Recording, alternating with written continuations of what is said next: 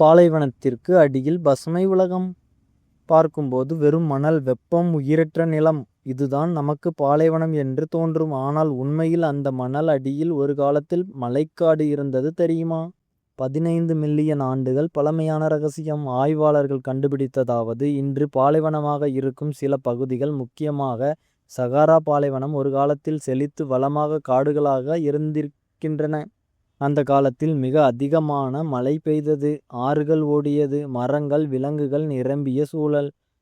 இந்த காலம் சுமார் 15 மில்லியன் ஆண்டுகளுக்கு முன்பு.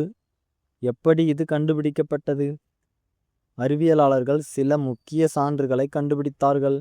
பழமையான தாவரங்கள், பாலைவனத்தின் கீழ் இருக்கும் நீர்த்தொட்டிகள், மண்ணின் அடுக்குகளில் மழைக்காடு இருந்த அடையாளங்கள். இந்த எல்லாம் சேர்ந்து இங்கு ஒரு காலத்தில் மழைக்காடு இருந்தது என்று உறுதியாக சொல்லப்படுகிறது.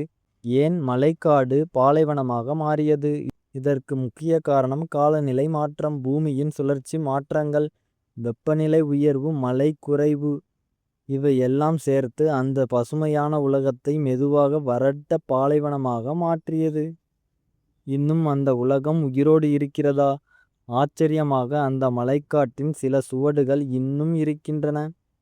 நிலத்தடி நீர், சில இடங்களில் மறைந்துள்ள பசுமை பகுதிகள், உயிரியல் சான்றுகள்.